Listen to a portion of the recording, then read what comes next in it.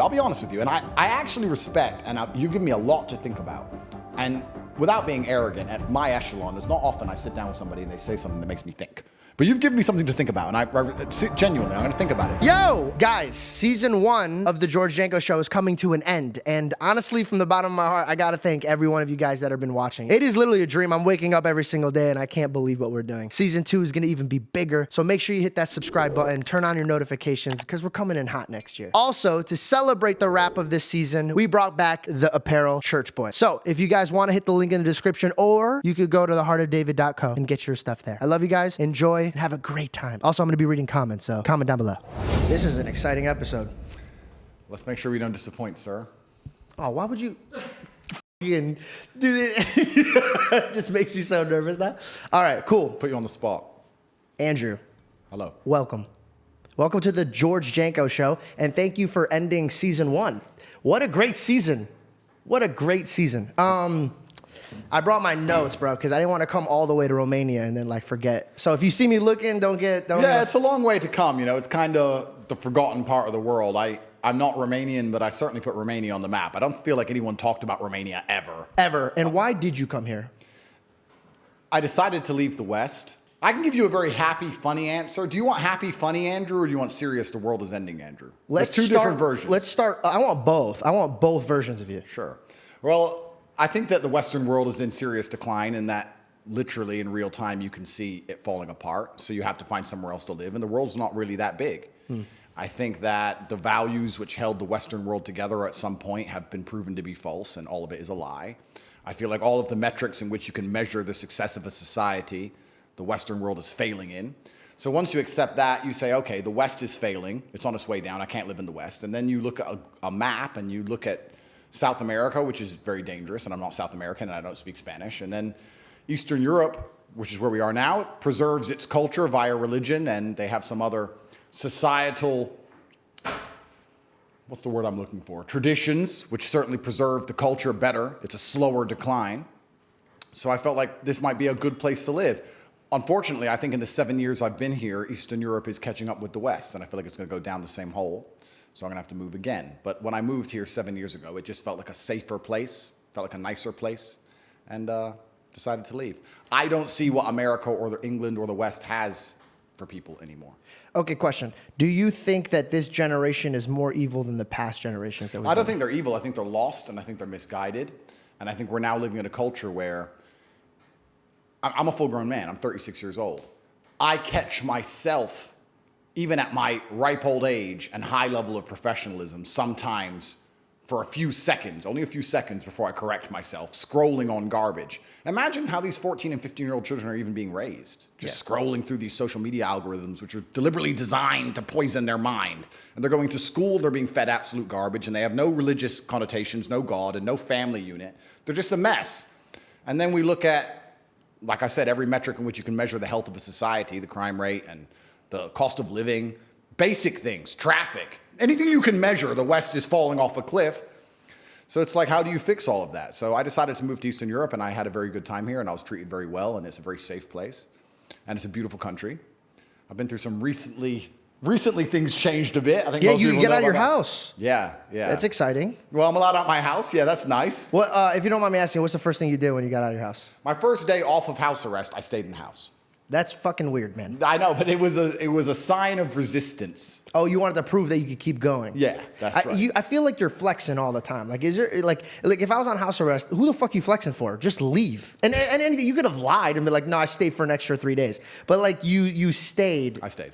Just to prove a point. Yeah. Now, was it for your brother or was it for your? No, I was just joking about the lie. Yeah. Actually, I have it in my notes because I know that you don't like lying, and I have a story about lying. I was I'm not gonna mention his name out of respect for him, but he took me on his jet. We were having a great time. We were about to do business together. Yep. We were courtside, and he made a comment about one of the basketball players. He's like, well, he's a little bitch because he told his teammate was cheating and got him in a scandal. Yeah.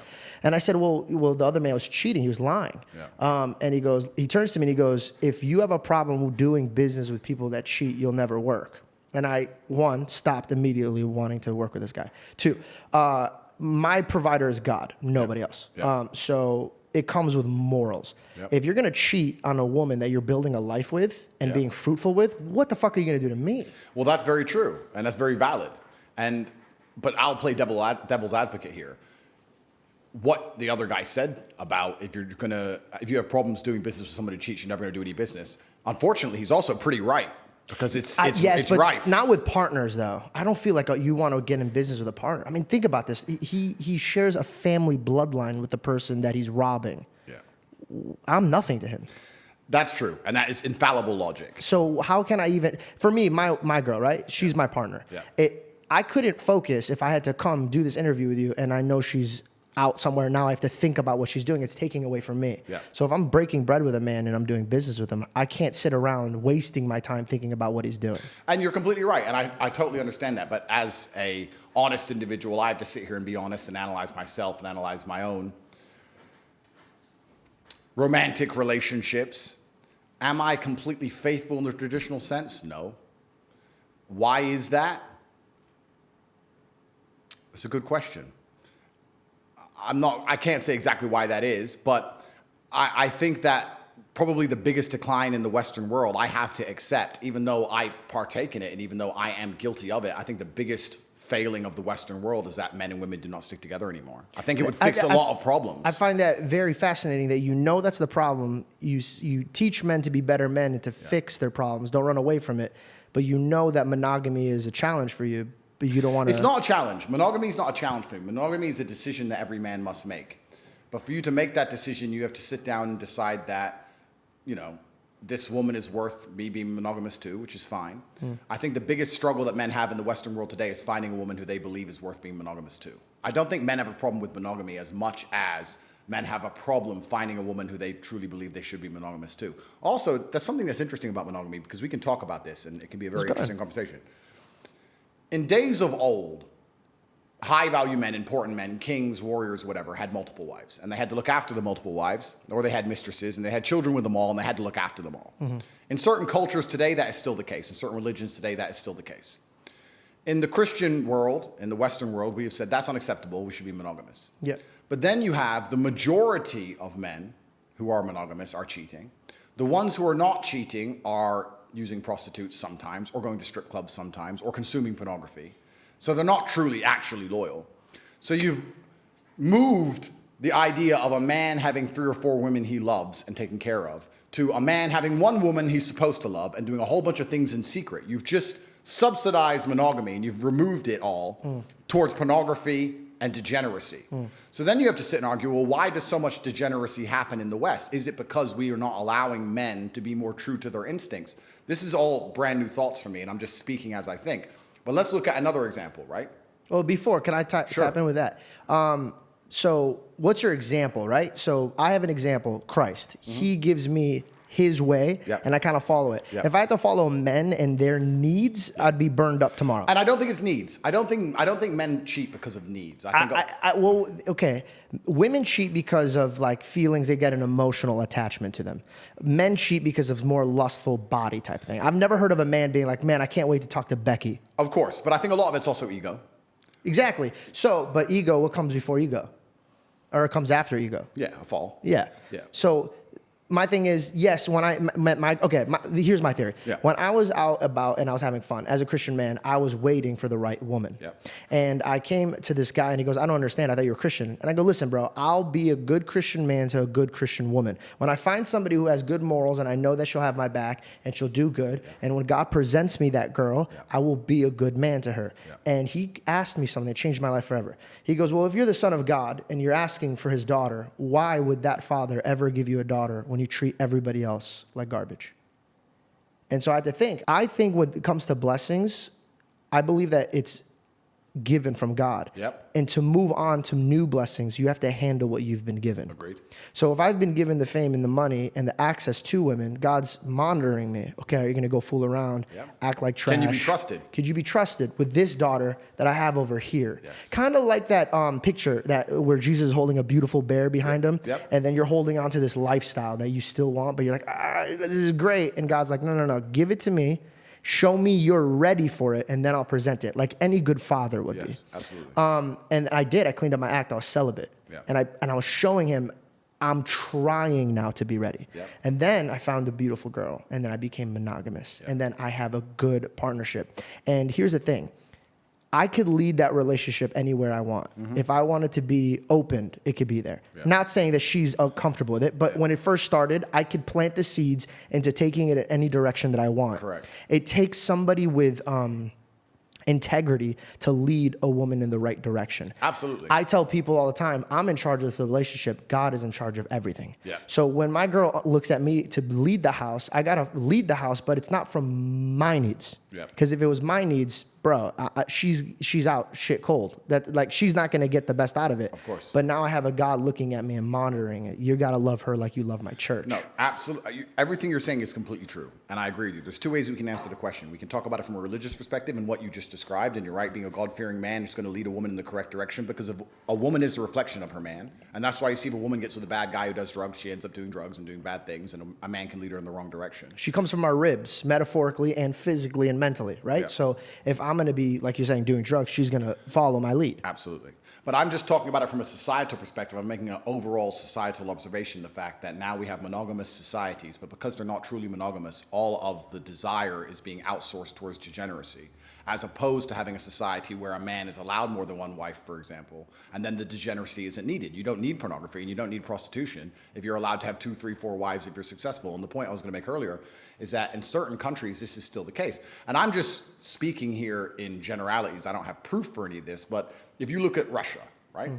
Russia is a Christian nation. There's a lot of Muslims as well, but it's traditionally a Christian nation. But if you're a very rich, powerful Russian man, and I've been to Moscow, I can assure you, you have maybe 4 or 5 wives. Or not wives, 4 or 5 girls. Yeah. And your wife understands about who the other girls are, and she doesn't really care. Don't look, don't care, don't ask. I have a Bentley, I have a big house, I have the children. He plays around with these other girls sometimes. I don't care, I'm his wife, and that's just how things are set up. That particular man who's very, very rich, he's not interested in pornography. He's not interested in prostitutes. He's satisfied. He has enough for whatever his ego desires or his heart desires. Then you look at the West and you look at the most degenerate things which can possibly happen, which are actually levels above prostitution and pornography. If you look at Epstein's Island, for example, when you have very rich, powerful men and they're told by the public sphere, you're not allowed to have more than one woman, but they don't have God to control them. They're godless. Then they say, okay, well, how can I satisfy myself if God's not restricting me? The society's saying I can only have one woman. I'm not allowed to have 4 or 5, which would satisfy me in some regard for my ego or unhealthy reason or whatever my reason is. So I'm going to end up doing things in private. I'm going to end up doing things in secret. And then you have Epstein's Island appear. So it's kind of interesting. God is important, and God is extremely required to restrict people. But if you take the God out of the element and you only use society to try and restrict the sexual desires of people and tell them they have to be monogamous, you're going to end up with more degeneracy than if men were allowed to be polyamorous and have more than one wife. Does that make sense? 100%. And the reason why I asked you, is this generation more evil than the last? And I wanted to circle back how you said the West is falling apart. Yeah. I believe that it's kind of, and I always go back to biblical references, not because I'm an annoying Christian, but I just like truth. And I notice that truth comes out of these testimonies that I see. Yeah. And the one thing that I've realized with humanity, God or no God, it's your access. Yeah. And I think that's why God reflects the heart. He doesn't reflect your actions. He reflects your heart. Because let me give you an example, pornography. I don't watch porn. Me neither. The reason why I don't watch porn is, one, it's unhealthy. For me, before you carry on, I don't watch porn because it's genuinely uninteresting. Like It's gotten weird. You could put porn on, and I'd be like, Yeah. I just don't get it. That's the thing. And also, for example, I like to practice the monogamous relationship. So when I get married one day, I know my girlfriend's not going to be at the prime model look when she's 50 or whatever she is. So I got to practice that this is the only woman that I have. It's diligence. Correct. Okay. So opening up the access. Look at a man who's watching pornography. I fall off the wagon every once in a while. I'm not sitting here saying that I'm perfect. About a year, maybe 2 years ago, I was watching porn, and there was, back in the day when I was growing up, was like your stepmom. Yeah. And to me, that was always weird because I'm like, dude, that's it's your mom. Yeah. Now it's your mom. And then when I last year when I tried, I did a KSI and Sidemen thing where it was Impulsive and Sidemen. We did this collab. And there was a girl who does porn there. And I made a joke. And I go, look, I'm stuck. And it went viral. And I realized, I'm like, everybody laughed at this joke because they know what I'm saying. And it's this porn style thing where if women are stuck, then men would come and have sex with them. Yeah. That's Of course it is. Yeah. That's Yep. And these men are enjoying this. Yep. So what is this teaching them? That you could take what doesn't belong to you. And I think a lot of the things that they're programming these kids to do actually comes first through pornography, because you watch it in secret and you're not really dabbling with your men what you're watching.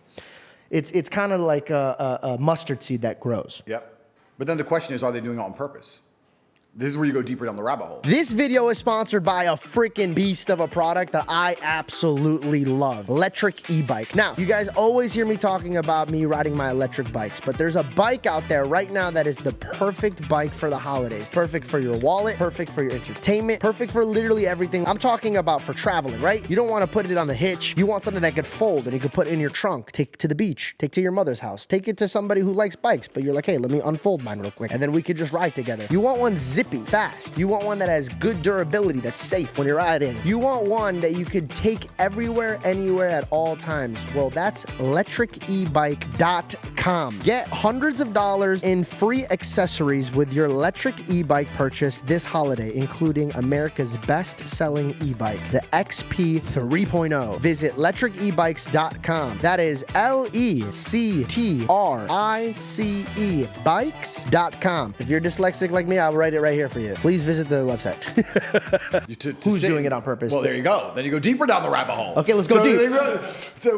Let's accept pornography is bad for a society. Let's accept that to be a fact. It is a fact. It is true. Okay, yeah. So pornography is bad for a society. Okay, why are they trying to destroy the society? Who are these people? What is their end goal? Is their end goal the sexualization of children? Is their end goal 12-year-olds to sit there and watch pornography and want to have sex? Is their end goal to confuse 12-year-olds to want them to try and change genders? Is that their end goal? I don't know. Is that why they take down the country's flag and put up another flag?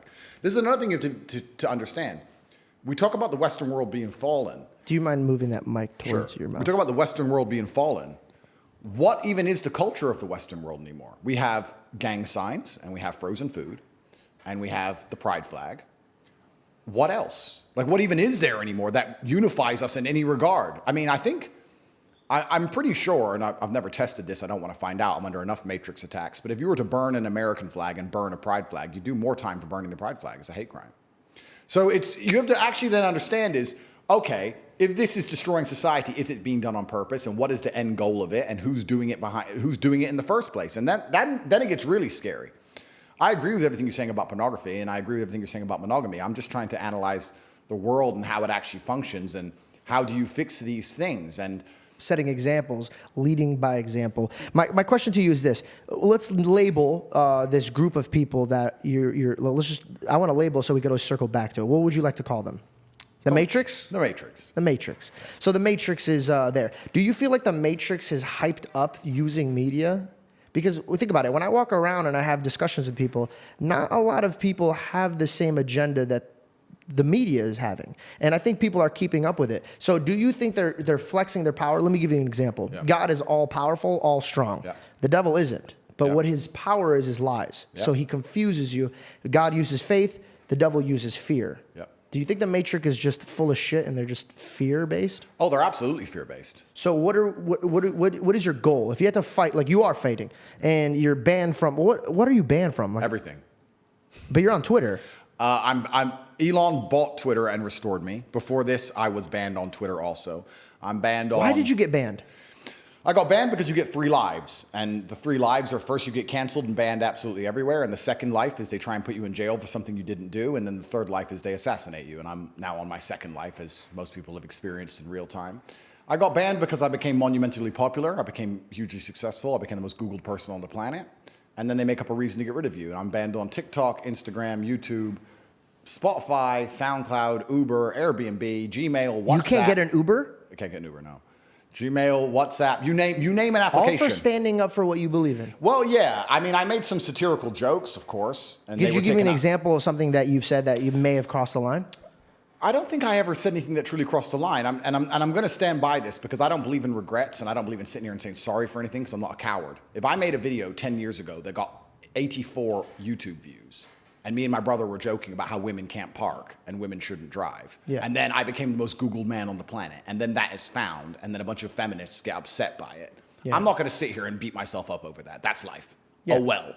shit happens. But also, like, stand-up comedians make the craziest jokes. Like, I was in a comedy club and they're already making jokes about Palestine. And Of course. I mean, comedians make jokes and rappers sing about murdering people. So it's completely a double standard to come along and say that whatever I said was enough reason for me to be canceled. Well, that scares me because censorship is the scariest thing to me Bro, in the world. At what point can we not worship our God? My phone, the day the cancellation started, I'd open my phone and app by app, one by one, logged out, logged out, logged out, logged out, logged out. And in sync, I was sitting there for 2 hours, and every 20 minutes, a new one would just log out. Were you scared?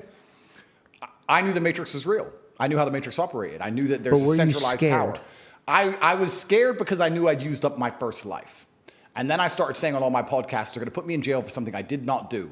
When that happens, you have to know it's a lie. And I said it about 15 times. And then 7 months later, I ended up in a cell. So I understand exactly how the world works. So yeah, I was scared.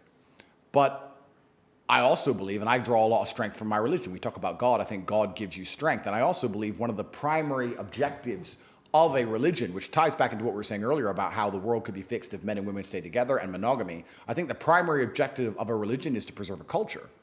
If a religion doesn't preserve the culture, then it's failing in some regard. You should look at a religion and look at the culture underneath that religion and say, okay, it's a successful religion because the culture is adhering to its creeds. So I understand that it is my battle, if I believe in God, to try my best to preserve the culture. And then you're asking, how do I fight the Matrix? I think you fight that via masculine empowerment, and I'll tell you why. Because we were just sitting here talking about how the devil uses fear, and you're completely correct. And I think that women are easier to scare than men.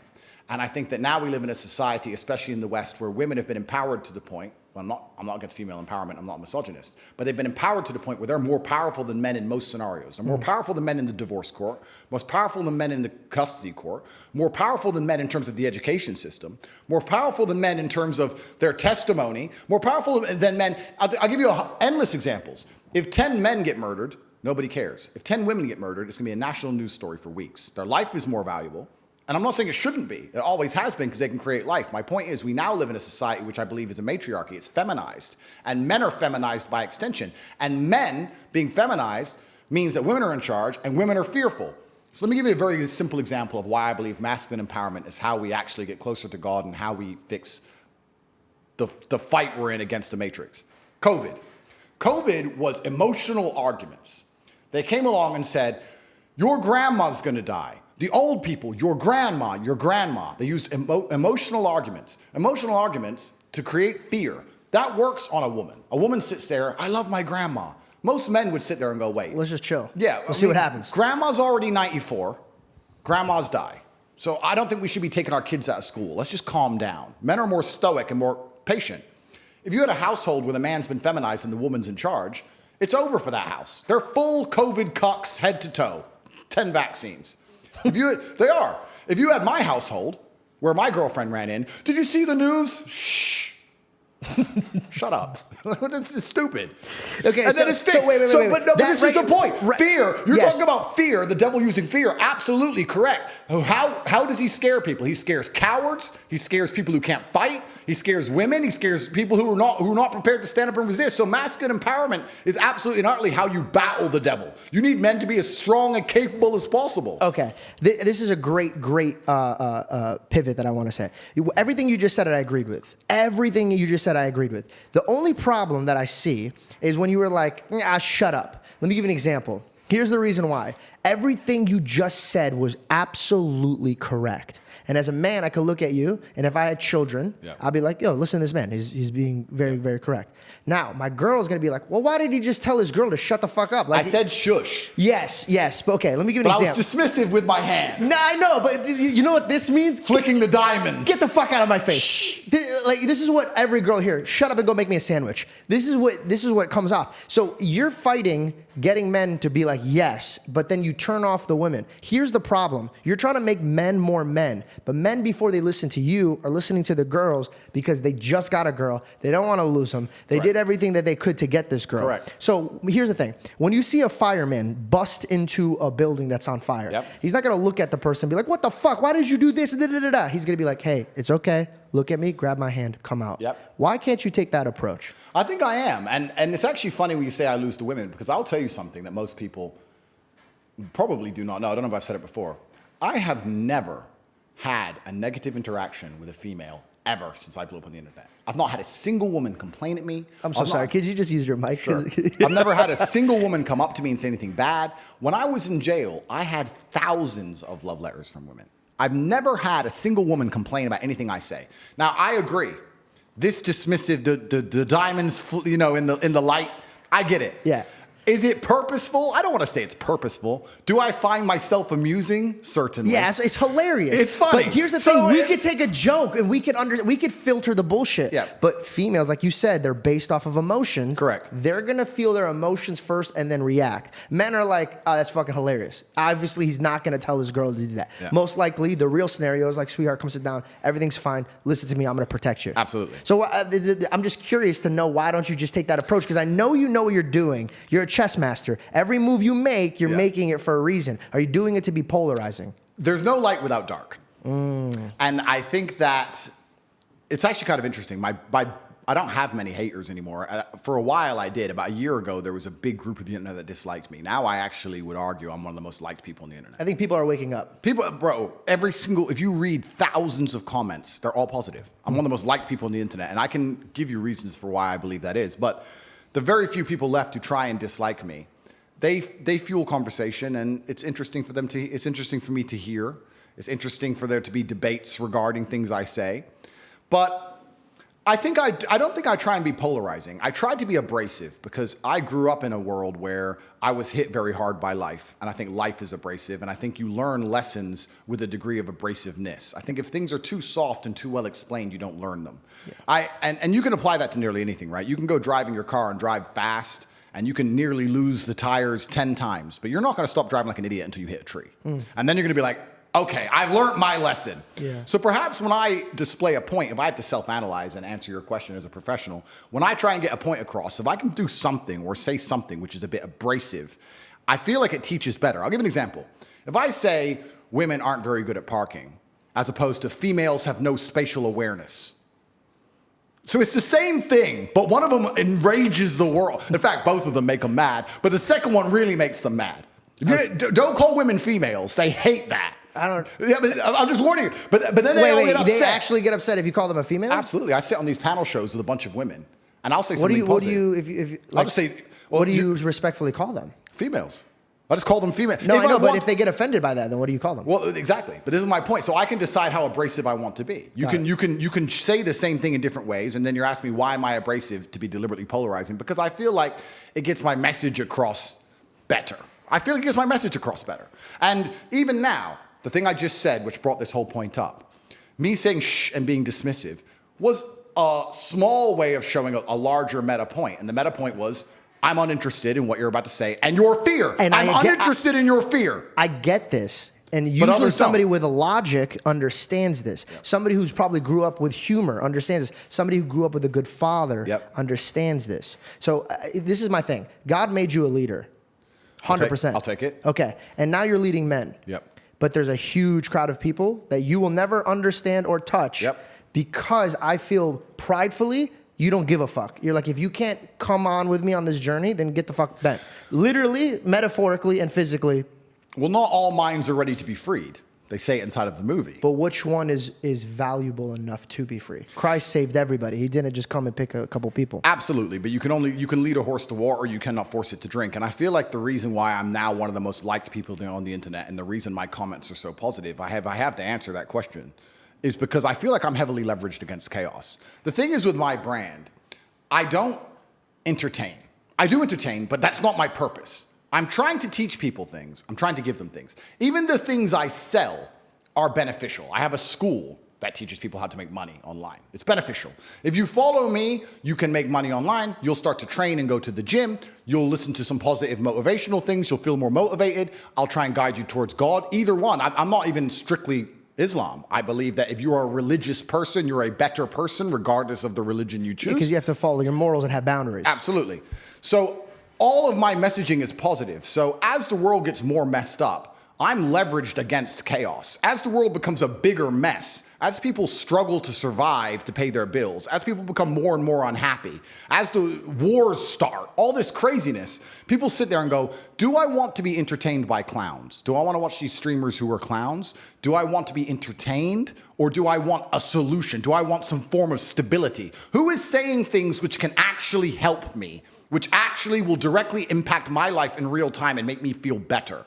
And that's me. So I'm not an entertainer in that way, which is why I believe my brand has become so strong and why most people like me. And it's also why a lot of people will forgive me for being semi-abrasive, because I feel like as the world gets more messed up, which it is, people are going to learn some very abrasive, harsh lessons. And sometimes when you've gone through a very harsh lesson, to be given a solution which isn't harsh, you're not going to believe it. To be given a harsh solution makes you feel like, okay, this guy knows exactly what he's talking about. I was on podcast very recently. I don't think it's even come out yet. And I was explaining to somebody, we were talking about depression, which everyone asked me about. I'm going to circle back to that. I have something in my notes for that. Yeah, and I was saying that as a man, your life is supposed to be shit. My argument to this is people go, oh, I don't feel good. I say, good. Your life as a man is going to be terrible the entire time. Who told you at any point, I don't know what the Bible says. I haven't read it cover to cover like I've read the Quran. But I don't think the Bible says you're supposed to be happy all of the time. The Quran certainly doesn't. Well, in Matthew, it says you're supposed to cast your anxiety and depression on him. So life isn't going to be easier, but you could go. Let me give you an example. Sure. When Jesus was walking on the water, this is the example I say. When a storm hits, the storm is still hitting. Yep. But there's a difference from you drowning in the storm or standing above the storm. Absolutely. And I think that you're always going to have challenges and obstacles. Storms are going to come. But I guarantee you, there's obstacles that you could walk through with a smile on your face that another man could fall apart. Absolutely. I've just been through some, and I'm sure I'll have more. What was it? Well, it says in the Quran, just because you believe, you think Allah will not test you. Just because you believe in me, you think you're not going to be tested. I think being tested is a great thing for That's you. how God shows love. Yeah. Because because God's love is a disciplinarian love. It's a masculine love. It's like a father. A father shows love through putting you on the bike, letting you fall over, letting you hurt your knee, picking you back up, putting you back on the bike. That's how a father shows love, and God is the same. Your father used to push you down when you used to be a kid. That's right. And your mom used to be upset about Yeah. this. Let's time travel back to you as a child. Sure. Because I feel like what made you who you are now is based mostly off of how you were raised. Absolutely. Take me back. Yeah, I think I had the best possible upbringing a person can have, which is good parents and no money. I didn't get famous or rich young, which I also thank the Lord for. I think a lot of these people who get famous online quite early, I think they miss out a lot of life.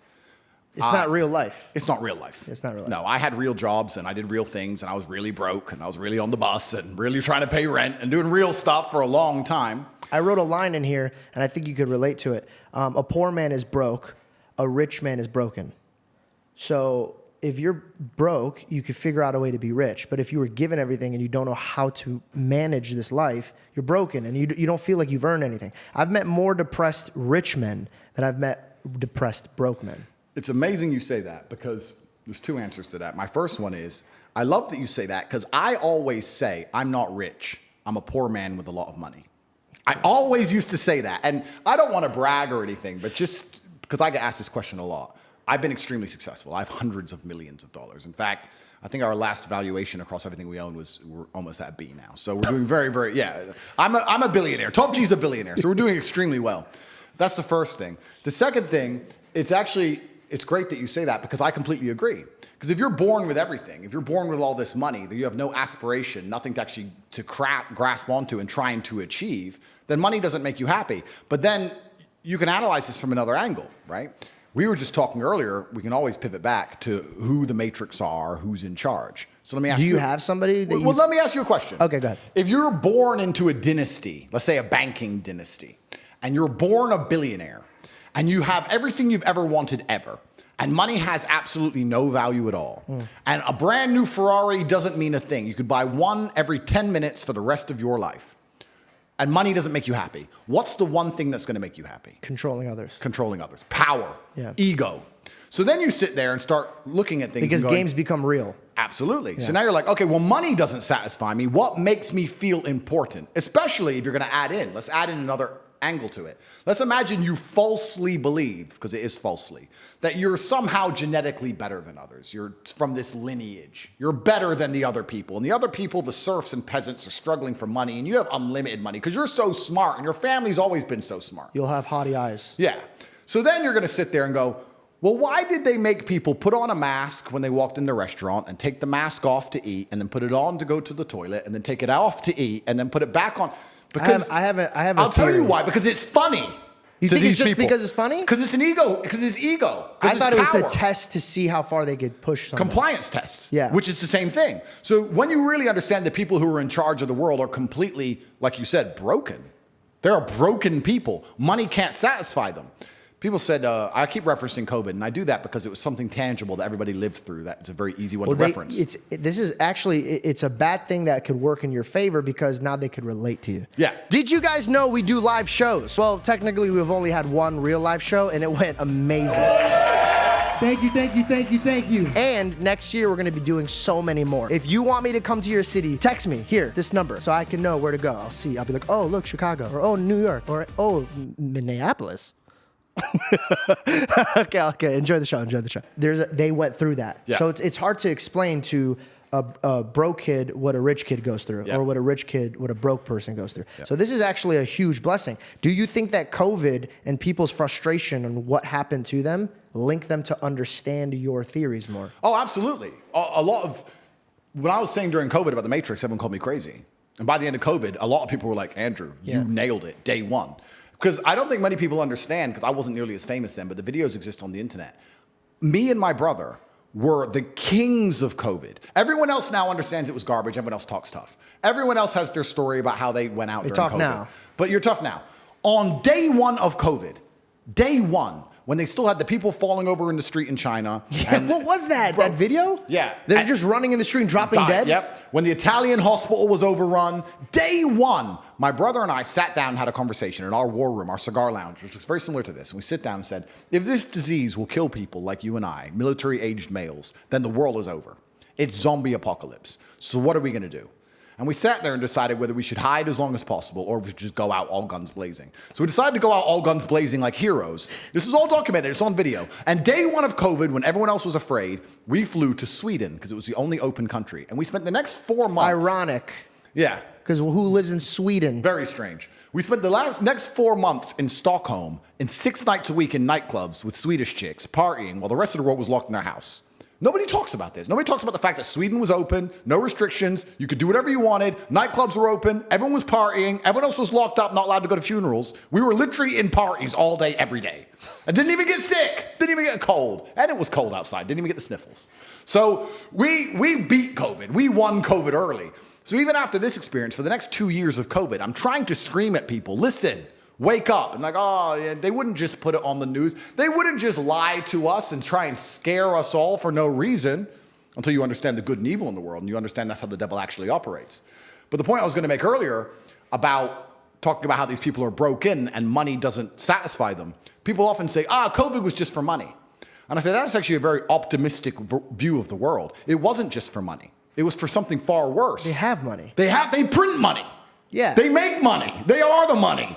When I found out about I just learned about how they print money. I literally could not believe it. Oh yeah, money's not real. For 3 days, I'm sitting around, so I'm like, what the fuck is this? So they could just print this shit? Money is not real.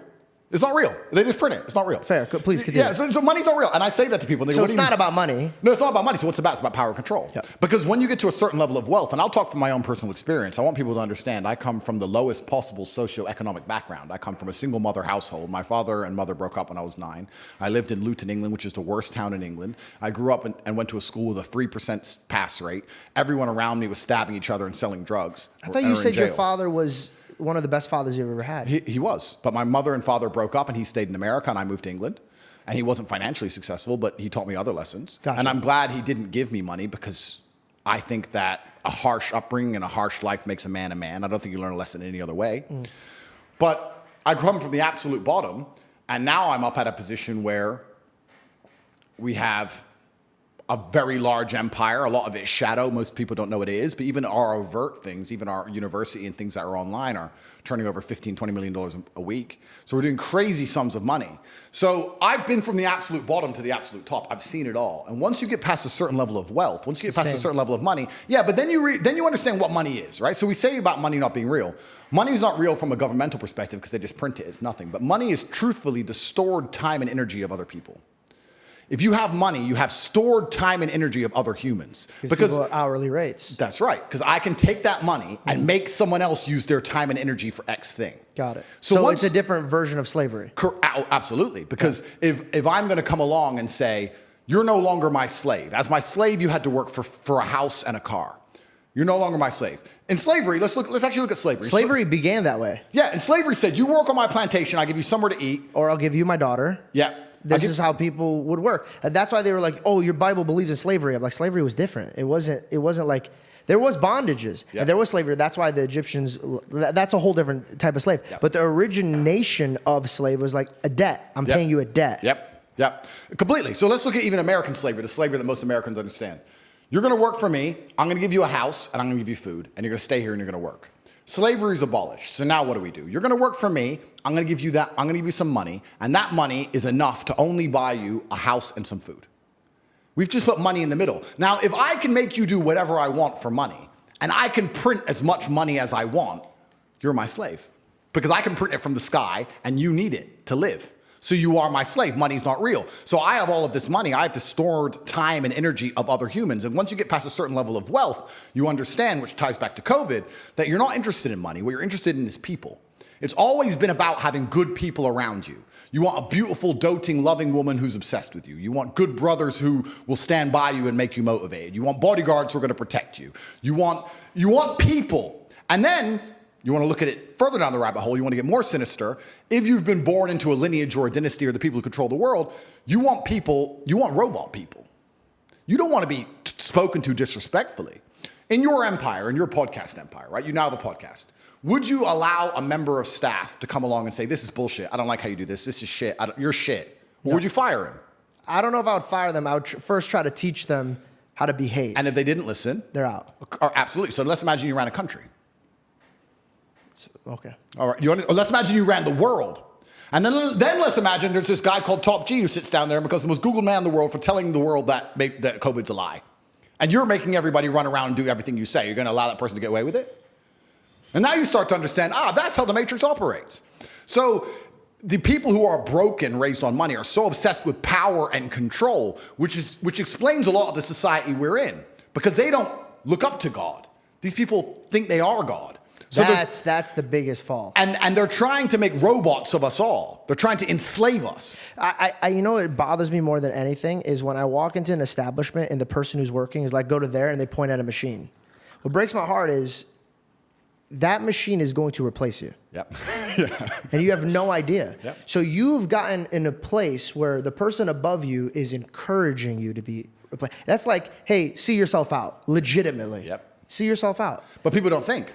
They don't, and they absolutely lack perspicacity. And then you go further down the rabbit hole because, like I said, there's layers to the rabbit hole. I don't know how Alex Jones you want me to go, but he's right about a lot. All the way. He's right about a lot of things. So you're an Alex Jones fan. I like a lot of the things he says. And I'm not saying I agree with everything he says, but a lot of the things he says have been proven to be absolutely true.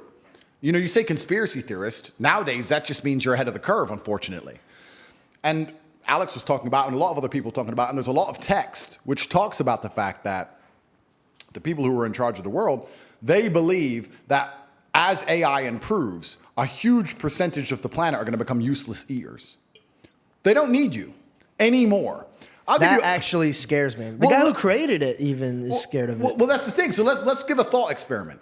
As it stands right now, most people are so uninteresting and so unremarkable that you could replace them online with a chat GPT bot and you wouldn't really notice.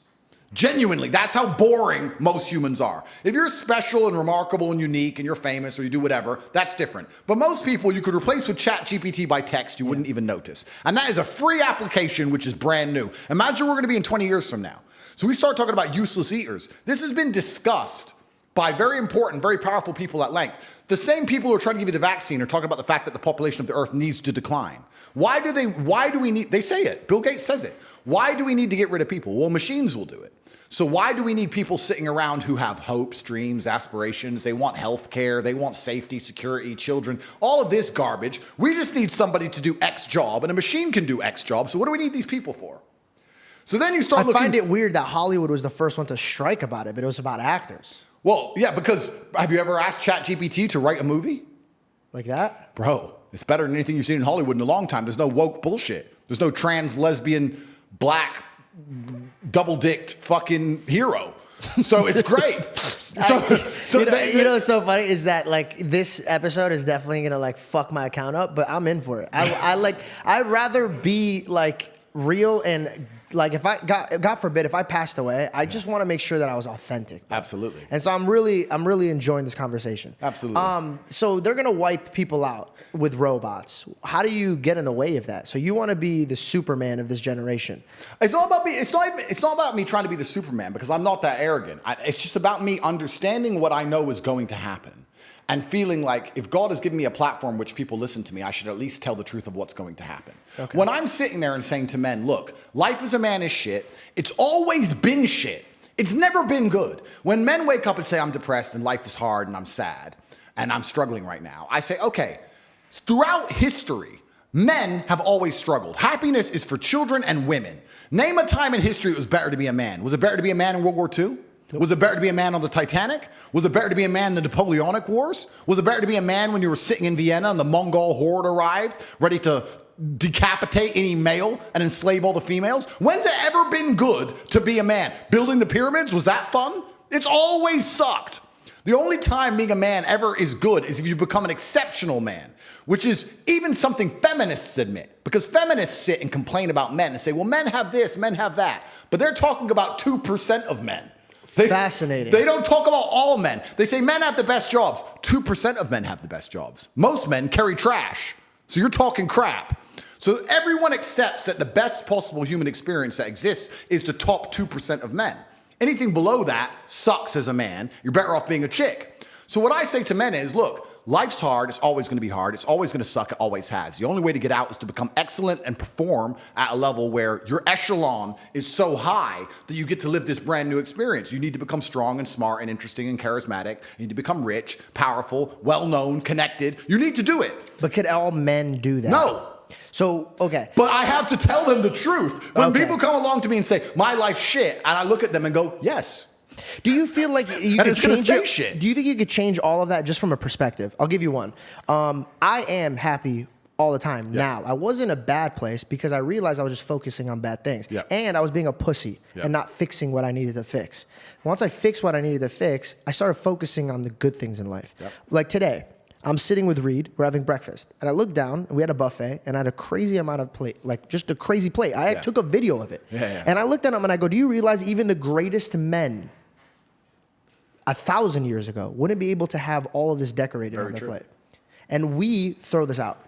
Very so true. it's perspective. Agreed. So do you think that you need to make more rich men or more rich in the heart men? That's a very good question. And when I say rich, I teach financials because I think financials are important. It's a tool. It's a tool, and you have a responsibility to take care of your family. So I think that as a man, your happiness comes from feeling respected over feeling loved. And the reason perhaps you're happy now is because you have more respect for yourself because of the decisions you're making, and you have self-respect. And I think that a lot of men, even if they have self-respect, if nobody else respects them, they're struggling. I think male depression can be fixed with respect. I want to tap into depression. What's your thoughts on that? I think that it's massively overdiagnosed. I say depression isn't real because I speak in absolutes. I think the idea of feeling depressed is real. I don't feel like it's a clinical disease that you catch from the sky and it can't be fixed. I feel like depression is feedback, pain is feedback, and your mind and body is telling you something must change. And if you make those changes, you will feel happier. I don't buy into the idea that it is a disease. I think it's situational, and you must change your situation and your actions and your decisions to feel better. And that's why I say it's not real. It's not a disease. I have a point of view on it. I wanted to share mine and see if it kind of matches yours and if you have a viewpoint on it. Sure. When I grew up, I like to describe myself. And then a lot of people get annoyed about that. And they're like, why do you talk about yourself? Because who the fuck am I going to talk about? Do you know what I mean? Like, I hate that. Like, I'm not going to sit there and talk about Joe. I don't know who the fuck Joe is. I'm going to talk about George. George was raised, if I came home, I had a really tough childhood. And that's documented. I have a tough childhood when it came to making friends. I wasn't educated. They didn't know I was dyslexic. I had a lot of problems. When I came home, if I ever looked at my mom like, I'm depressed, she goes, no, you're not. And she nipped it right there. Stop saying that. And then I grew up, and I'm reflecting. I'm going to bring it back to the Bible. In the beginning was the what? In the beginning was light, wasn't it? In the beginning was the stars, and I should know this. In the beginning was the Word. The Word, you're right. And he created everything with what? His mouth. Yep. And everything's vibration. Yep. People that don't even believe in God believe in energy. Yes. Okay. I think that we got to a place where if I looked at you every single day and I was somebody you cared about and was like, you're depressed, bro. You have anxiety. You have anxiety. I have anxiety. So if I'm telling myself this every single time I have a problem, I'm feeding myself this.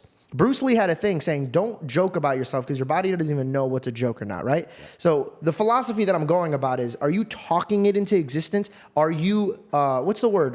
Manifesting it. Of course you are. So I don't understand why people, they go to a therapist or they go to medication, but they won't fix their fucking mouth first. It's so interesting you say this because when I say depression isn't real and it's situational and you have to change your situation to feel better, people often come back to me and say, well, what about celebrities? Because celebrities live perfect lives and they kill themselves. And I argue that with the exact point you made because a celebrity sits there, Robin Williams, I'm depressed. And instead of people sitting down with him and saying, Robin, listen. Shut the fuck up. Shut the fuck up. Yeah. You're as famous as you can get. You live the most privileged life you can live. You can have a 19-year-old girlfriend tomorrow. Let's find out what's making you sad. Let's go on safari. Let's see some tigers. Or get rid of the shit that's making you depressed. Completely. There's no attack towards making progress. There's just trying to take the easy way out. That's One, right. labeling myself. Yep. Sorry, guys. I can't do it today. I have anxiety Yep. or I have depression. Yep. Now, mind you, there might be some people out there that actually wake up and they have a lot of things on them. I think you need to find God. Oh, absolutely. That's it. Because if you had a God, you would know that you could cast your anxieties and depression on him. Yep. Now, having faith is a big thing for me.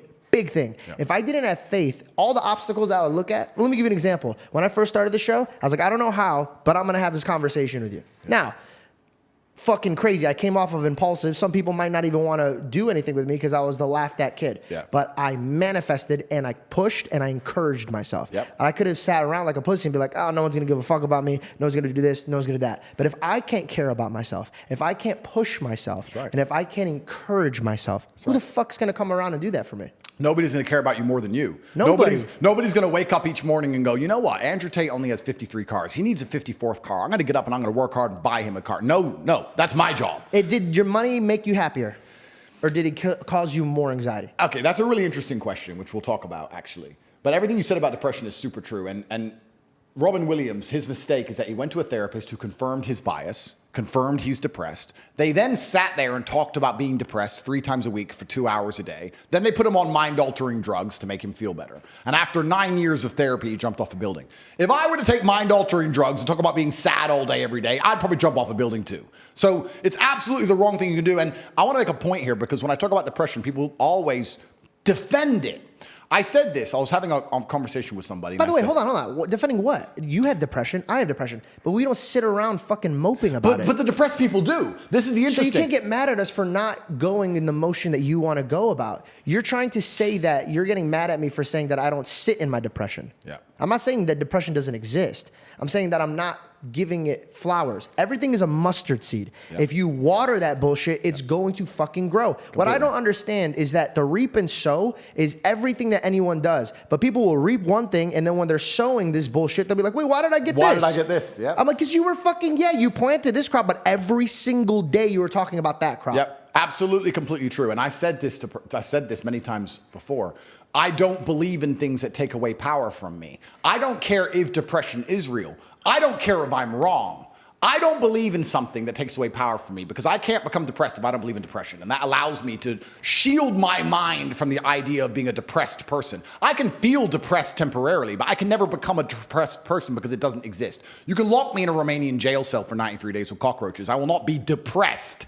I will feel a little bit sad, of course, but I will never become a depressed person because I don't believe in it. And when I say this, depressed people are like, no, depression's real. It's ruined my life. It's taken everything from me. Depression's real. Depression's real.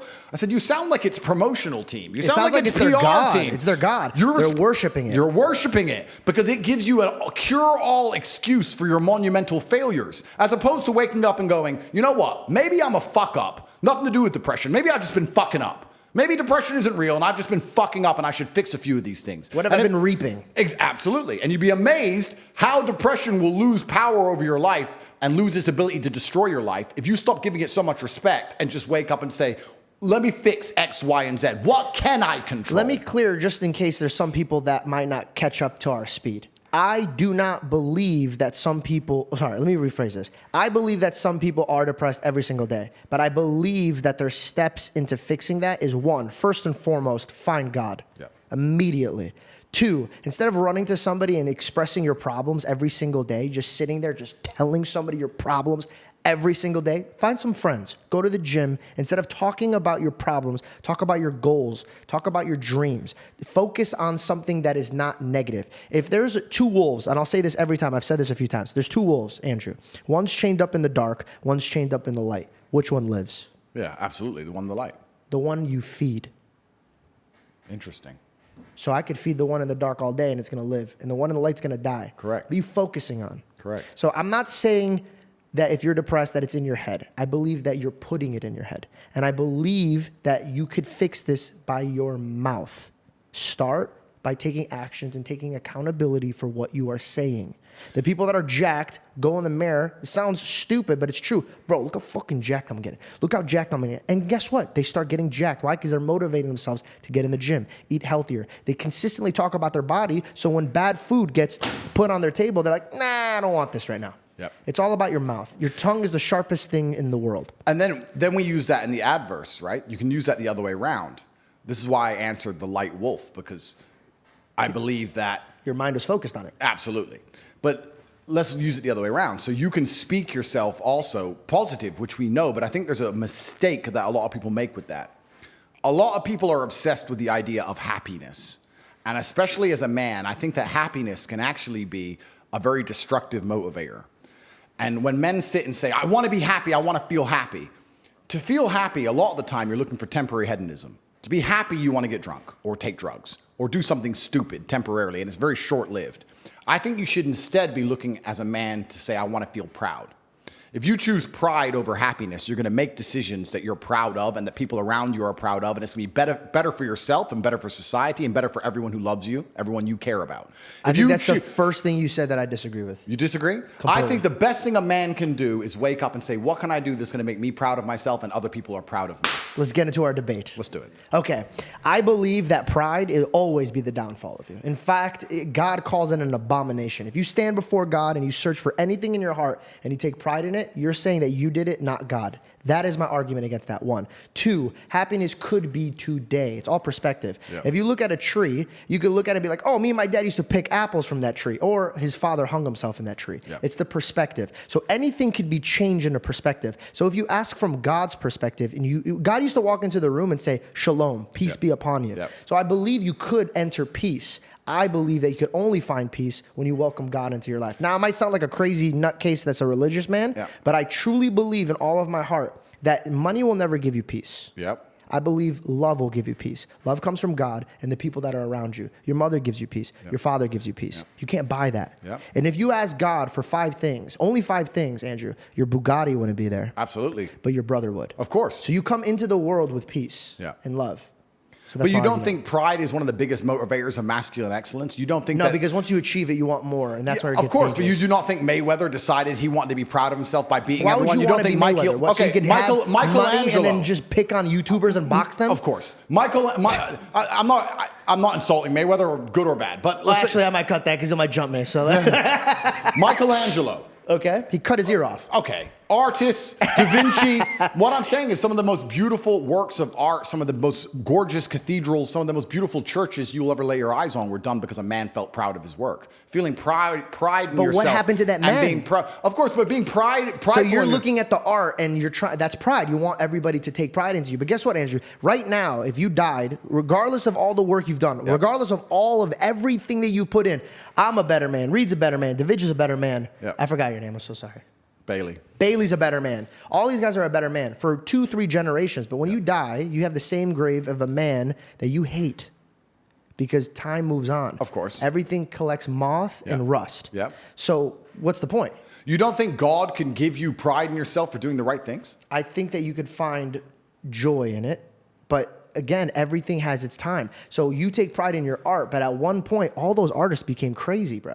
So what's the fucking worth of it? Okay, I understand that. So we can look at it a bunch of different ways. But you just talked about a man looking in the mirror and being proud of his body to motivate himself. That's pride. Absolutely. Pride to an extent, right? Pride to an extent. But if it's your motivator, that's the problem.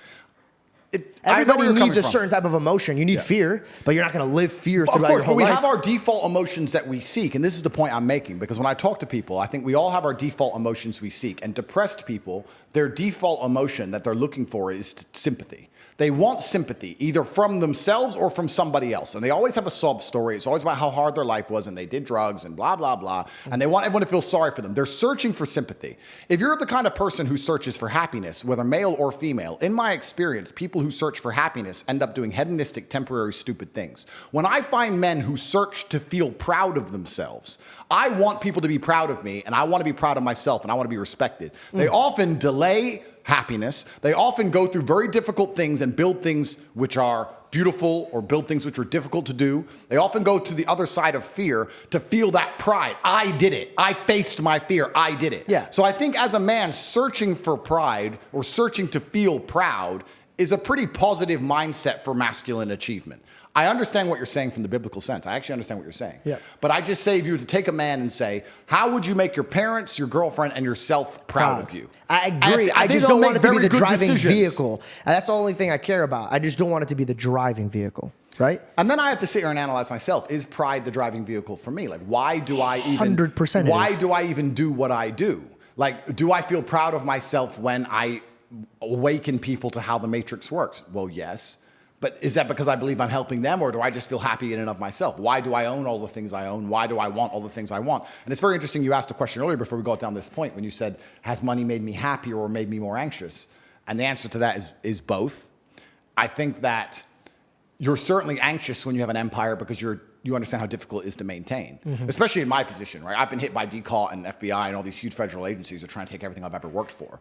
And from your loved ones that you're leaving from my for. loved ones, all the money I've ever made. It's actually a very difficult, precarious situation to be in. And even if you ever get to the position where you pay yourself $500,000 every single morning, you get concerned with, am I still going to be able to do this? Then the money ain't making you happy. You're working so hard to make sure you'll always be able to pay yourself that money that you don't even spend, that you don't even need. That's the pride thing I was trying to tell you about. Of course. So but this is how you hold on to things. And it's a stomach that keeps needing. It does keep needing. You're completely right. But that's also how there's no light without dark. The stomach keeps needing. Completely agree with you. But that's also how I managed to propel myself from here to here. And I'm going to go want to beat this garbage even high. So I agree with you. Gas. It's my gas. Yeah. My gas is. And then, so there's anxiety attached. Did that change when you got a daughter? I think in some ways it got worse because there's anxiety attached to my money. But the true happiness that I get from my money is the fact that I can give people I care about anything I want. You could set them free. I can set them free. Yeah. So I said this even to a girl I was dating. I said, you're happy all the time. And I love that because I'm stressed. And I'm not complaining about being stressed. I think the masculine role is to wake up stressed. I wake up stressed. I wake up and I've got a bunch to do, a bunch of people to talk to, a bunch of money to make, etc. I'm stressed. I'm not miserable, but I'm certainly concerned all of the time. I'm focused all of the time. I'm always busy. I have a lot going on. I'm never relaxed. I'm never at peace. That's not who I am as a person. Do you think people confuse stress with depression? I think so. And I think that you're supposed to be stressed. That's what I'm saying. So maybe they feel what you're feeling, but you've said that it's stress, which is good. You need stress. You need to have your back up against the wall, or you're going to be a lazy fuck. Or you won't do anything. Yes. Absolutely. But people might think that emotion, because they feel that emotion, that stress that's on them, and then somebody comes out of the woodwork and be like, oh, that's depression. Yeah, which is the coward's ways out. But I actually love feeling stressed. I do best when I'm stressed. It pushes you. I've had 87 professional fights. For about 3 of those fights, for some reason, I wasn't nervous. And it really bothered me. I was like, why am I not nervous? I like feeling nervous. I like being stressed. I fight better. I react quicker. Have you ever been jumped? Like you get scared if someone jumps out at you? That's when you're the fastest you've ever been. Yep. So I think stress is a fantastic motivator. It's a beautiful thing. But I was saying to this girl, I don't get any of the happiness you get from life. You wake up and you do your nails and you shop for Prada and you get to look gorgeous and you smile all day and you get to make a cute cupcake and you bring me the cupcake and you laugh, ha ha ha, cupcake. I'm concerned with real important things. DCAR are trying to put me in jail. Millions of dollars have gone missing. Like I'm dealing with real stuff. You're dealing with cupcakes. Yeah. But I am happy that I go through all of this so I can make you happy. Yeah. So my money makes me provider. happy. Yeah, I'm a provider. My money makes me happy because every single person I love lives a fantastic life. Can I ask you a question? And if I have to suffer so 50 people can live content, I believe that a man should do that. I think you have a warrior mindset, right? And you have people that you care for and you provide for. You have your brother and you have your family. Yeah. Do you feel like your stress comes from holding on to what you hold dear, that pride aspect of things? Like, I got to be top G. Nobody's top G. I'm top G. You know where I actually think it comes from? I actually think it comes from because I know I've only reached 10% of what I can actually do. Let's go, bro. And that bothers me. And no matter how much money I'm making or how most Googled man alive, whatever, I can still identify the inefficiencies in my systems. I can still identify where more money could have been made. And money isn't that important. But like we said, money is a very simple way to measure success because it's numbers. Numbers are easy. Yeah. This number, that number. It's easy. What does a company do when it wants to measure the success of a company? It looks at the numbers. What does a YouTube channel do? It looks at the numbers. Numbers are easy. So if you're going to say, how do I be successful in life? Money's not everything, but it's a nice, easy way to measure because it's numbers. And then when you understand it's the time and energy of other people, you sit and go, okay, well, I have this large empire now, and I have all these people who work for me, and all these people I love, and all these people I care about, and all these children, and all this going on, and the world is getting more and more messed up, and everything's on a decline, and everything's being destroyed, and a certain number of people are going to become useless eaters, are going to be eradicated, and they're going to try and lock us all in our 15-minute cities for the climate or some garbage. That's coming in no time. How do I combat and fight all of this and protect all the people I care about? Well, I need the time and energy of others. I need an army, so I need money. So you start waking up saying, okay, 1 billion is shit, Tristan. And he's like, Andrew, we're from a single mother household and our company got valued at $1.2 billion and you own 100% of it. No, we need at least 10. And then you start getting, then I get mad. And my stress comes from the fact that I don't have enough.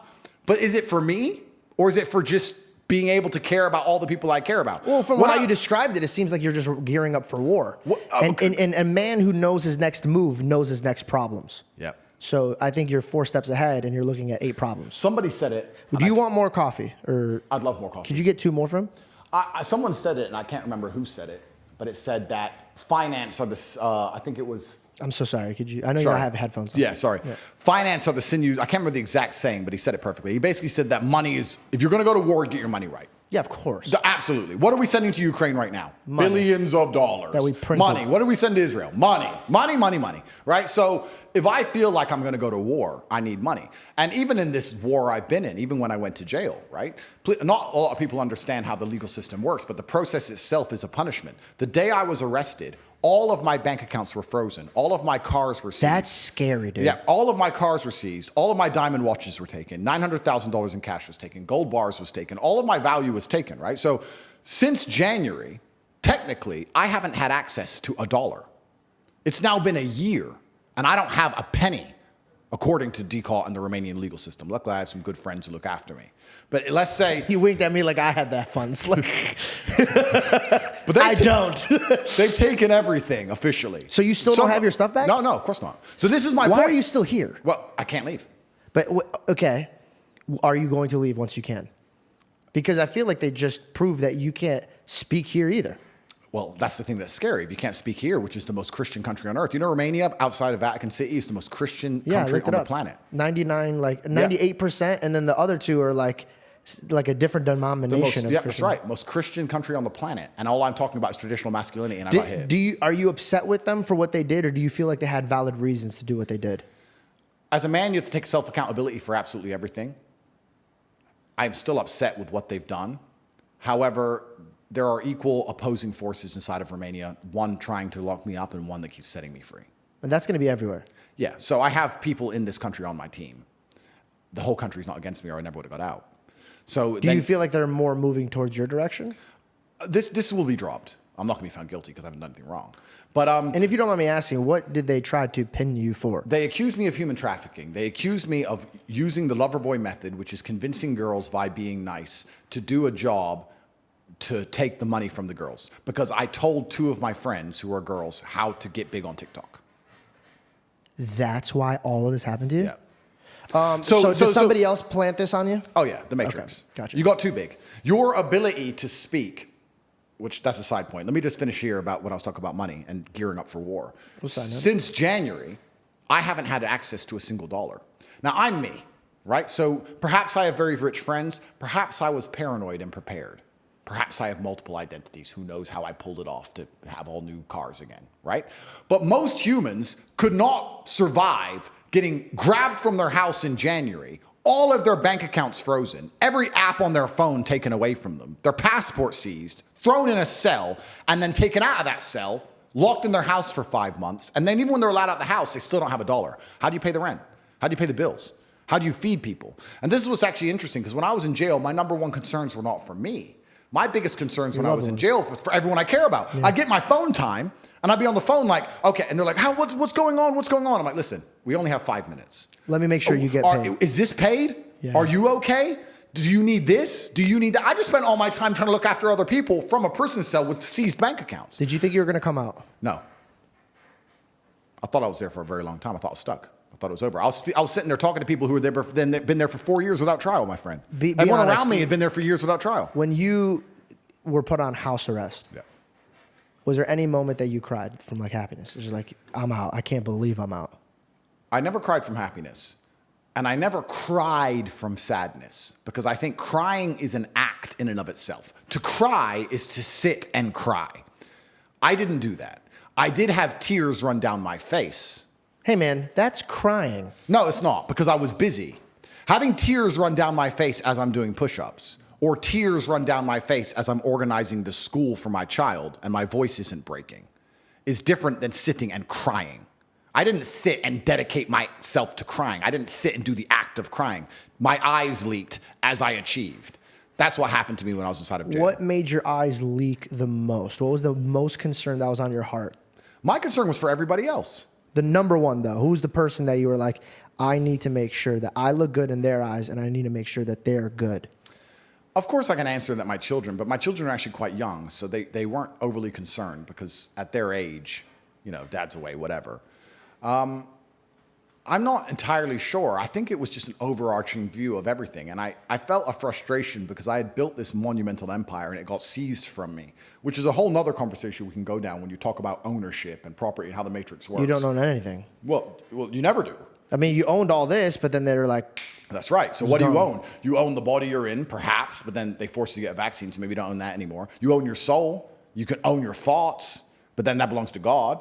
So then what do you even own now on this planet? Because I have people say to me all the time, oh, I'd love to buy a house. And I own my house. You don't own that house. You have to pay property taxes every month. And if you don't pay them, they'll take it off you. You're renting it from the government. Piss the government off and you'll see how long you own your house. Because I tell you what's going to happen. They're going to turn up with a piece of paper and say it's ours. Done. Happened to me. So you never even own anything on this earth, no matter how much money you have, right? Which also puts money in perspective. All it is the time and energy of other people. It's all it's good for. You can buy a Bugatti, but you don't own that Bugatti. You can drive it a bit if they let you. And piss the matrix off enough, they'll take that off you too.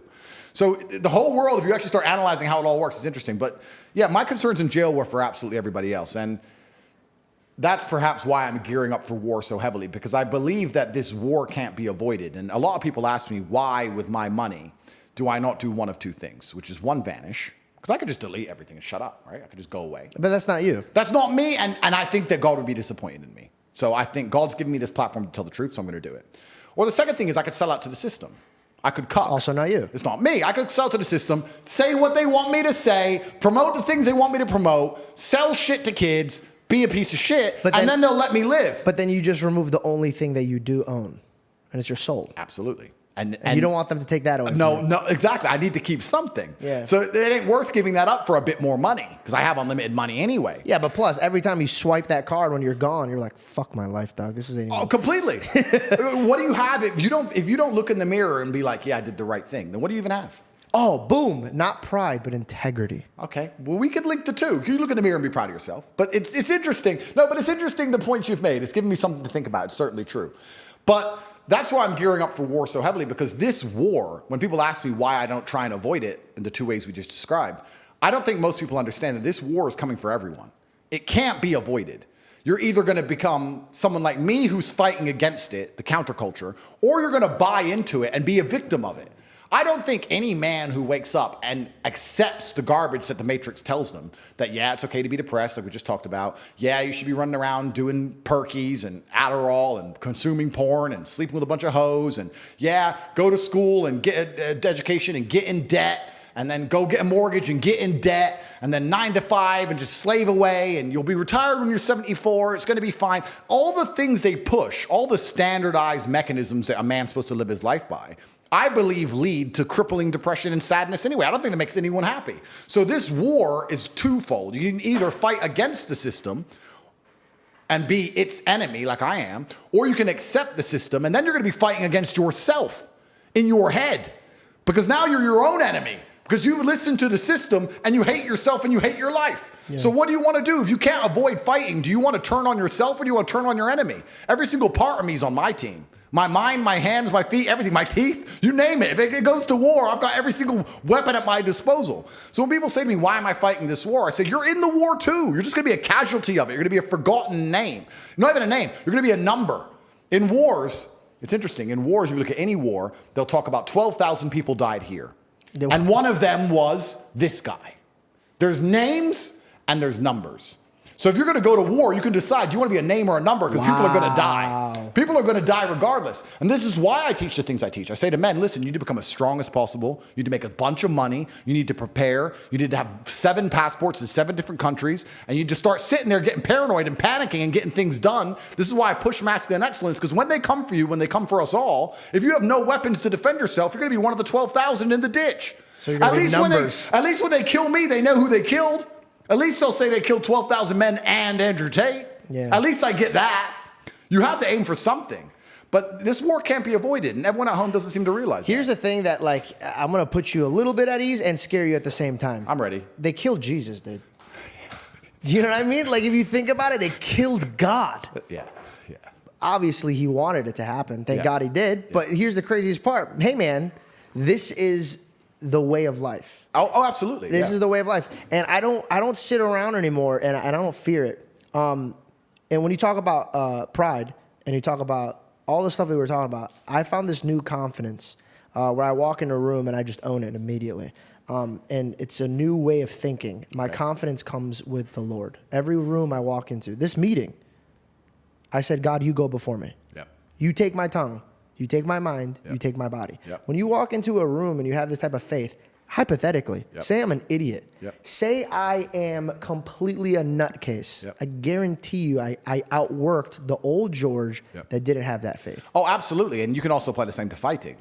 Like if you look at the Islamic fighters, they say, all glory to God. God's already decided. I'm just going to go in there.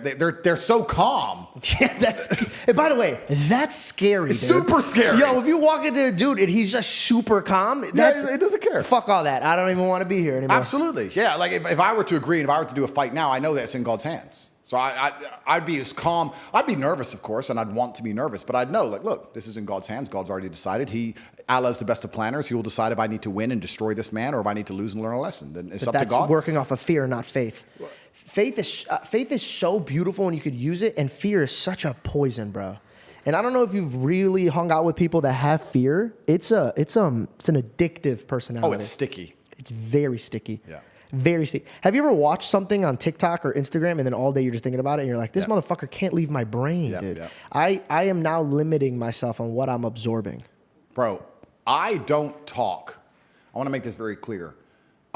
One of the best things about money is I've managed to create my reality absolutely. I don't talk to anyone I don't want to talk to. If you come to me and say, we can make $100 million, but I don't like your shirt, then you can get fucked. That's my life now. Because I don't need money and I don't like you. So that's who I am, right? So I've created my reality absolutely. And the number one thing I will not do is talk to negative people. I don't want to hear, I don't care what your story is. I don't care what happened. If all you do is complain, you are not around me because it is sticky. It's sticky to you. It's sticky to the universe. It leaves a residue. I don't want to hear it. Everyone around me is happy. And not only happy, we're the kind of people, if we're in a trench and we're getting shelled, we're laughing. Yep. We're like, missed. Woo-hoo. That's who we are. Bro, they just hit me with the largest matrix attack on the planet. I should be destitute and disappeared. Here I am on your podcast. I just pulled up in a brand new sports car. I'm like a cockroach. And you drop the nuke to kill everyone. The cockroach crawls out with top G on the back. It's all hilarious, bro. It's a joke. Human trafficking for TikTok. The whole thing's a joke, but here I survive. So you have to be that person. And even my brother and I in jail, sometimes we just look at each other. We'd be sitting there in jail. And sometimes we'd look at each other and just burst out laughing. Like, this is so ridiculous. But I don't have time for negative people. And especially when negative people come out with their sub stories, I guess I'm kind of fortunate that God has put me through so many difficult things. When people tell me their sub stories, I'm sitting there going, is that it? You're a fuck up because of that? You should have seen what I had to do. Like, so I don't even want to hear it. I'm uninterested in it. And you're right. You have to be careful who you're around because you are the sum of the 5 people you spend the most time with. Yeah, you are who you hang out with. Dude, there's a reason why God says sheep. Yeah. We're sheep. Yep. We're all sheep. Bro, I don't need to bring up my past, but my behaviors were intolerable because of the people around me. Oh, absolutely. You are who you hang out with. My father would tell me that all the time. He'd be like, hey, cut it out, bro. Yep. You need to stop hanging out with these people that are bringing you down. You know what's interesting about that point before we move on? It's really interesting that people understand. I've never met somebody who disagrees with the point. You are the person who you are the sum of the people you spend the most time with. Yeah. Everyone agrees with that. But then they hang around with dickheads. Well, you know why? Where's the disconnect between those 2 points? Because people like for other people to feel bad for them. They hang on to that. That's their identity. Sympathy. Yeah, it's their identity. What's their favorite emotion? Sympathy. Like we said earlier, their favorite emotion is sympathy. They're looking for sympathy. That's what they want. That's what makes them feel good. That's their favorite food. You have to choose what your favorite food is. My favorite food, I'll be honest with you, and I actually respect, and you give me a lot to think about. And without being arrogant, at my echelon, it's not often I sit down with somebody and they say something that makes me think. But you've given me something to think about, and I genuinely, I'm going to think about it. But my favorite food is pride. I do, and I don't know if that's a bad thing, but I love when my woman comes to me and goes, you know what? You just fix everything. They had you in jail, Andrew. You were supposed to be done. They're lying about you all over the MSM. They're saying you're a human trafficker. They stole all your money. They froze all your banks. Why am I on a jet with roses? Because I'm the top G. That's why. Because I'm that guy. She's like, you've just never failed. I've never seen you fail. So correct. I do not fail. I have something to tell you. And just randomly, I just learned about this, and it fits you so well. Sure. I read it again in the Bible. Okay? There's going to be so many people that are like, but yeah, I don't give a shit. No, but that's what the knowledge is. My grandma is from Alabama, and she's a strict Christian. And she's from Alabama, like down the sticks, middle of dirt mud, Alabama. And one of my aunts is a lawyer. And I remember my aunt, sorry to interrupt you. I love this. My aunt had a big court case coming up. And she'd spend half her time studying the case and half her time studying the Bible. And I remember being in her house. I must have been about 7 or 8 years old. And my mother asked her name is Liz, why are you reading the Bible so often? And she said, because that's where all the answers are. Amen. Yeah. So it's good wisdom, that you keep referencing it. Yeah. Like, I reference it because if I reference myself, I'm just leading you down a shit path. Yeah. And a lot of people get so annoyed. Like, you think you're so holier than thou. You think you're perfect. Then you're not listening to me. Yeah. I'm a filthy dummy. And I'm trying to get myself out of it. Yeah. Matthew asks Jesus, I don't get it, man. Why are you talking to them in parables? And Jesus says, because you were given access to understand. So check this out. You just said, now I'm thinking about the pride thing. I think that you weren't supposed to think about the pride thing. I think God needed you to think this way. But I think now you're moving on to a different season. Absolutely. Yeah. So I think you might need to reevaluate your tactics. And we change every day. Yeah. And that's the whole point of trials and tribulations and conversations. And that's the whole point of perspicacity in the first place. A lot of people lack it. Feedback is such an important thing. And feedback comes from life and from all areas. And we actually talked about this. I talked about this inside of my war room. I've got the private organization, the War Room, where people can join. And it's a masculine network. It's kind of like a boys' club. Kind of like guys, and we talk about making money and fitness and all these other things. But we were speaking, and a couple of the high-level war room guys said, Andrew, I want to learn to speak like you do. The way you talk on podcasts is why they're so monumentally successful. I want to speak like you do. How do you practice? How often do you practice? And I tried to explain to him. I said, brother, you're 42 years old. I'm 36 years old. You've been speaking longer than me. So it's not about practice. The difference between you and I is I pay attention and I make sure that I get feedback. So if I do a podcast, I will watch it back and write down every time I made a mistake or every time I could have used a different word. I will sit there and actually analyze my work to get better. You reflect. I reflect. If you don't reflect and you just speak, you stay shit. Reed told me, he goes, I've never met a man. And by the way, I didn't even notice about this. Like, have you ever seen like something you do all the time, you just don't even notice it? Yeah. And then somebody tells you and it fucks you up. You're like, oh, damn, dude, I do that. Yeah. I over-reflect a lot. Yep. But here's the thing, dude.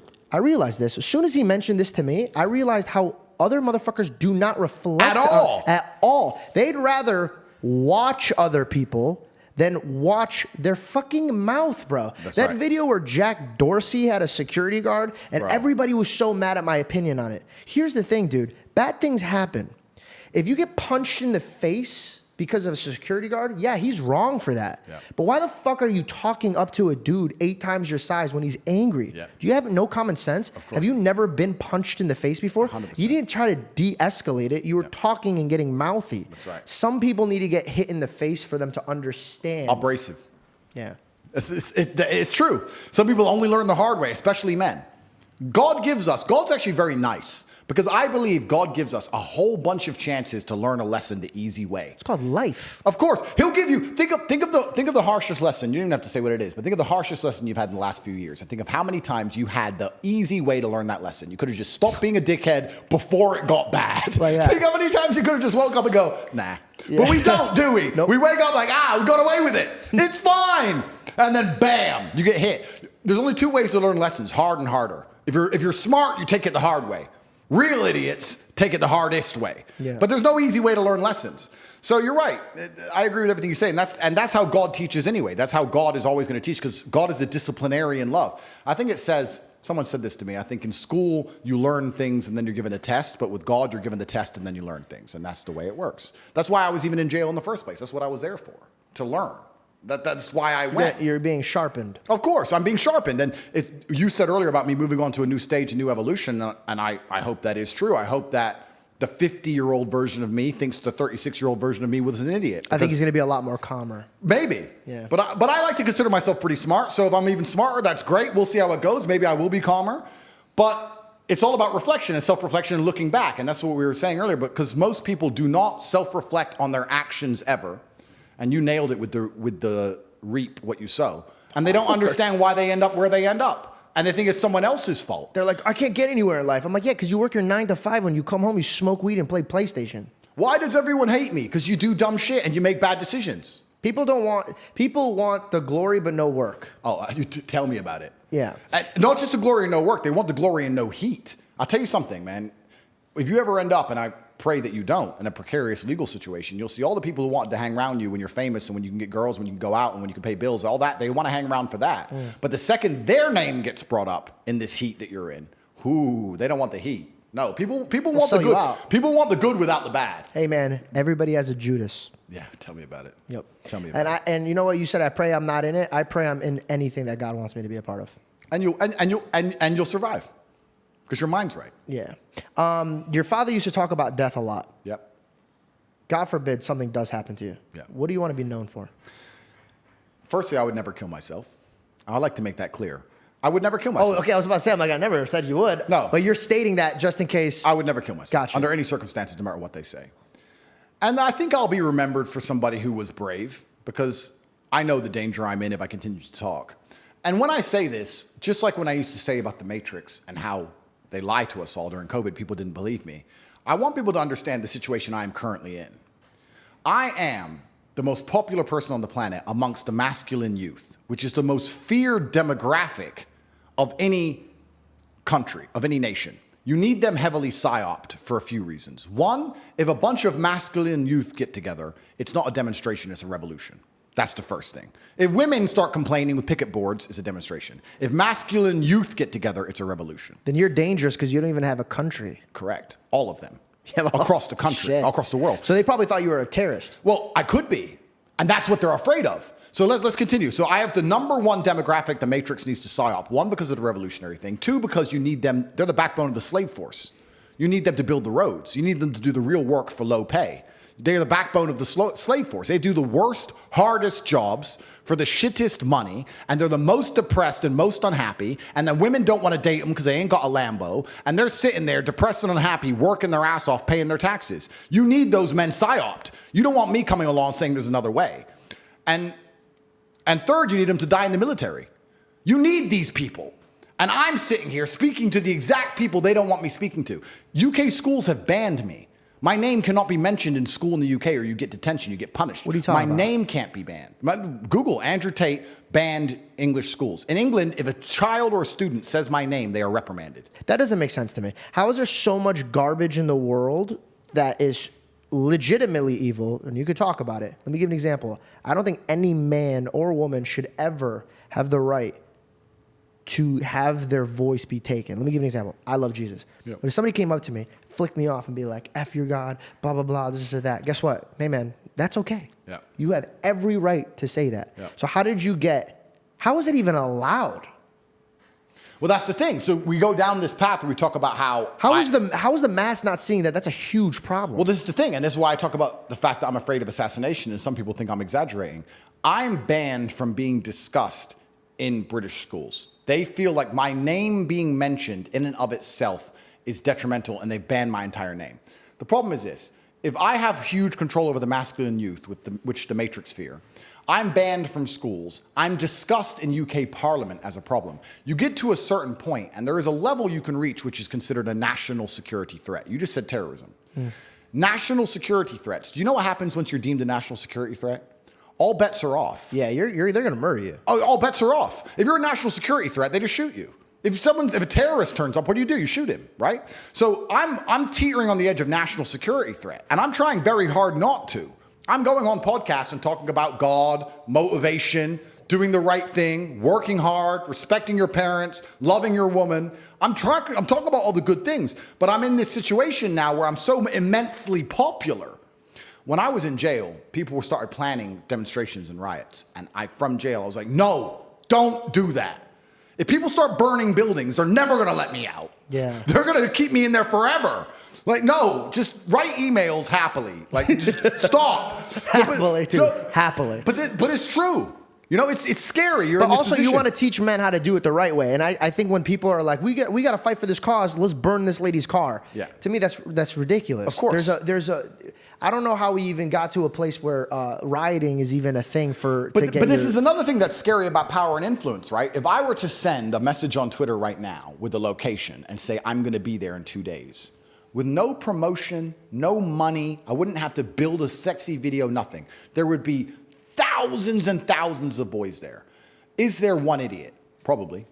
Is there one moron? I bet. Of course there is. There's a more. If you get a group of anybody, you're going to get one moron. Yeah. If that moron does something wrong, and he's been at my rally a few weeks before, whose fault is it? Dude, I just said this, and I got smoke for saying this. When Kai had his meetup, I wasn't angry at Kai, but I was trying to let them know that famous people nowadays have a little bit more access because we could just go straight to the phone. If you're in the 90s, TV shows, you watch them on the sitcom. But now because we could just dial right into your phone, if Kai goes, hey, I'm going to be in New York. Now, he never said burn New York. He never said break the cars. He never told anybody to do that. In fact, he wanted to just show up and have a great time with the people that love him. He had a great heart for it. But he has to take responsibility for that because none of those problems would have happened if he didn't tweet, I'm going to be there. Yeah. And that's the thing, right? So you have that level of responsibility to a degree is scary. And Kai, he's young, isn't he? Yeah. He's young, yeah. But he's, by the way, great kid. And the people were getting so mad and saying that I'm a huge fan of Kai. I love his content. I love his heart. Every time I see him, he has a great smile. And he's a great soul. I was just saying, you have to be, with great power comes what? Great responsibility. Okay. That's right. Yeah, no, and you're completely right. So then you have to tie all that in. So I am scared about the fact that someday someone's going to say, you know what, this guy's causing too much problems or he has too much influence. Can he just... Why wouldn't they do can that he just already? crash his car? Can his jet just crash? Can we just get rid of this guy? Because it fixes a lot of issues. And then you have to sit and say, is my life worth more than the trouble I'm causing to these people? They don't give a shit about me. They don't give a shit about anybody. So you do get to a position where it's scary. And then you have to sit and decide, well, do I want to sell my soul to the devil and cuck? Or do I want to just shut up and disappear, which is also cucking? Or do you want to live for something? And do you want to die as a name as opposed to a number? And I've made that decision, and I'll continue to do what I believe is best. But I think that also, and I want to say this here, I think it's the first time I've said it, I don't want to take too much credit. But I do believe the Matrix is cracking. I do believe now we live in an internet where you can say things you couldn't say 2 years ago. Where information is different. Pendulum. Oh, it's swinging. It's swinging. And I feel like I'm a huge part of that. Dude, I'm not here to gas you up because then I just look like the guy is sucking up to you. Again, there's a lot of things we disagree on, so I'm not sucking up to you. But I don't think anybody had the balls that you had. Oh, absolutely. I went guns blazing at them, at the Matrix. And I went guns blazing at them. And I said on an earlier podcast, I said, this is a 3-stage plan. The Note Boys asked me, and they said, you became the most famous man in the world. You became the most Googled person on the planet. Every single TikTok video is you. Why did you do this? I said, this is a 3-stage plan. Stage 1 was to become the most known person on the planet, and stage 2 was to get canceled. That's how you put a crack in the dam, for everybody to know who I am, and then know I'm canceled and try and find me somewhere else. And now, oh shit! So you wanted to get canceled to show that doesn't even matter. And I'm bigger than ever before. So technically, dude, this song has been sung before when Jesus died and then came back. Well, there's also And been... by the way, I'm not comparing you to Jesus. No, I want everybody to make sure. This song has also been sung. I don't know if it was Aristotle or Socrates. It was one of them who was assassinated for corrupting the masculine youth. So this song has also been sung. One of them, I can't remember which one, was put to death because they said he corrupted the masculine youth because he told them not to join the army. So it's scary, right? But part 2 was to get canceled because I believed when I came up with this whole idea, when I sat there and I became religious, because I realized there's so much evil in the world, God must exist. You can't equal and opposite force. Light That's has science. darkness. Light has a darkness. Yeah. And I see so much pure evil. The devil must be real, which means God must be real. And I sat there and I decided, please remember, before I became massively overtly famous, I already had plenty of money. I didn't need money. I didn't need to do any of it. When I came up with my plan and I worked with the War Room, we put together a 1-year plan to become the most famous man on the planet, and I pulled it off and I did it. And my plan was to get canceled. And the reason was because I knew that the Matrix the dam had a bunch of pressure behind it. Everyone was tired of the censorship. But when you get canceled, you vanish. And I said, there's so much pressure behind the dam. The crack it needs is for someone to get canceled and stay relevant or become more relevant than before. Damn. Then people won't be afraid of getting canceled anymore. So then they'll start to talk. And when I got canceled, and then I moved to Rumble, and I put together the whole big Rumble thing, and I put together my final message, and I said my unmatched perspicacity coupled with sheer indefatigability makes me a feared opponent in any realm of human endeavor. And I sat down with Patrick Bet David, and I said, they fucked up. They shouldn't have deleted me. They sitting around thinking they've got rid of me. They made a mistake. And then the Matrix got pissed off. I got bigger, so they threw me in jail, which made me bigger. So like all of this. Oh, so maybe that's why they don't want to assassinate you, dude. But that's the final solution. I know, but I shut up. But think about all the people that get assassinated, bro. Like They become Mars. You know, it's interesting. I won't say who, but a very famous and very intelligent right-wing commentator said to me when I was talking to him about all of this, and he agreed with every single word I said. He said, the only way out is through. You have to get so big they're scared to kill you. It's the only way, or they're going to get rid of you. If you stay in the middle, you're going to go. You have to get so big that killing you will cause the problems they don't want you to cause alive. have you ever read Job? No. Job is a man, and the devil comes up to him, and he goes, of course, he worships you. You gave him everything. Yeah. And God goes, okay, fine, go test him, but you can't take his life. You can do anything you want. I think carry on, but You can't take his life. Yeah. And he does. And so the tactic is, we got to remember that life is held in God's hands, not the devil's hands. Yep. So this whole entire demons or these matrix or anything that they want, as much as powerful as we all think they are, they only move when God wants them to move. I agree with you. And when I came to this industry, my mom said one thing, because I was scared. I was scared of the Illuminati. I was scared of all this stuff. Yeah. And my mom hit me with a reference that had to do with my industry. Yep. And she goes, if God says action, who has the authority to say cut? I love that. You want to take a quick smoke break and then come back? Because I have to pee really bad. And I haven't even touched my notes. Let's do it. Okay. Oh, God, I drink so much water.